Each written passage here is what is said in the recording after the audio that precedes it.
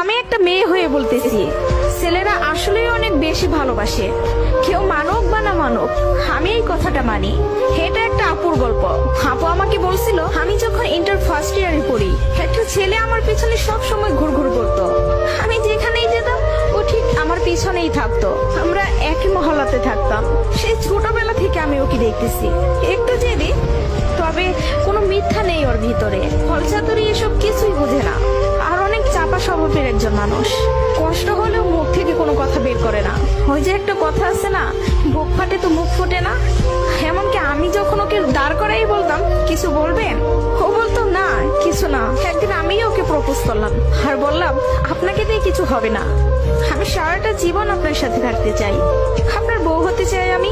কখনো দূরে সরাই দিবেন না তো? জীবনে যা কিছুই হয়ে যাক, আপনি আমার পাশে থাকবেন, কখনো আমাকে একা ফেলে যাবেন না। যদি এই ওয়াদা করতে পারি, তাহলে আমি রিলেশন করব। ও অনার্স ফার্স্ট ইয়ারে পড়ে। ও বলল, জীবনে যা কিছুই হয়ে যাক, আমি তোমাকে কখনো ছাড়বো না। আমাদের সম্পর্কের বয়সটা যখন 2 বছর, তখন আমার বাসায় বিয়ের প্রেশার দেওয়া শুরু হয়ে গেল। ফ্যামিলি দেখে ছেলে খুঁজতেছে, সরকারি চাকরিওয়ালা, বিসিএস ক্যাডার। এসবের মধ্যে আমি ওর কথা বলতে ভয় পেতাম, কারণ ও এখনো পড়ালেখা করতেছে। চাকরি তো দূরের কথা, চাকরি পাইতে তো অনেক সময় লাগবে। কিন্তু আমার ফ্যামিলি তো আমাকে সময় দিবে না। আমি অনেক কষ্টে আম্মুকে রাজি করাই। আম্মু যেন আব্বুকে এই কথাটা বলে, আর আম্মু আব্বুকে বলে। আব্বু সাথে সাথে মুখের ওপর বলে দেয়, সম্ভব না, বেকার ছেলের হাতে আমি আমার মেয়েকে দিব না। তখন আমিও ভাবছিলাম, কথাটা তো ভুল না, কথাটা তো সঠিক। কোনো বাবা মাই চাইবে না বেকার ছেলের কাছে মেয়েকে বিয়ে দিতে। আমি নিজেও তো কখনো চাইবো না। কিন্তু তারপর মাথায় চলতেছে, আমি যদি ওকে হারাই ফেলি, আর কখন কি ফিরে পাবো ওকে? আমি তো আর ফিরে পাবো না। পরবর্তীতে আমি ওকে সব বলি, ওকে বলি কি করব বলো। তখন বুঝতে পারতেছিলাম ও কান্না করতেছে। ও আমাকে বলে, আম্মু ডাকতেছে, জাস্ট একটা মিনিট, আমি আম্মুর কথাটা শুনে আসি। তুমি একটু লাইনে থাকো, এসে তোমার সাথে আমি কথা বলতেছি। আমি তোমার জীবনে আছি 2টা বছর।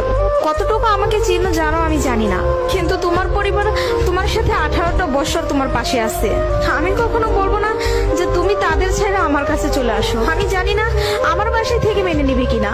পড়ালেখা শেষ করতে করতে আরো 2টা বছর লেগে যাবে। কবে চাকরি পাবো সেটার তো কোনো ঠিক নাই। আমি যদি তোমাকে ভালো না রাখতে পারি, আমি তো নিজেকে কখনো মাফ করতে পারবো না। আমার কাছে তোমার হাসিটা অনেক দামি। তোমার যেটা ভালো মনে হবে তুমি সেটাই করো। তুমি যা বলবো আমি সেটাতেই রাজি। এসব কথা শোনার পরে, আর যাই হোক, একটা মেয়ে তার ভালোবাসার মানুষকে কখনো ছেড়ে যাইতে পারে না। আমি তখন একটা জিনিসই ভাবতেছিলাম, জীবনটা তো ছোট, আর আমি আমার এই ভালোবাসার মানুষটাকে হারাই ফেললে আমি নিজেই সারা জীবন আফসোস করবো। এরকম কোনো ছেলে আর আমাকে ভালোবাসতে পারবে না।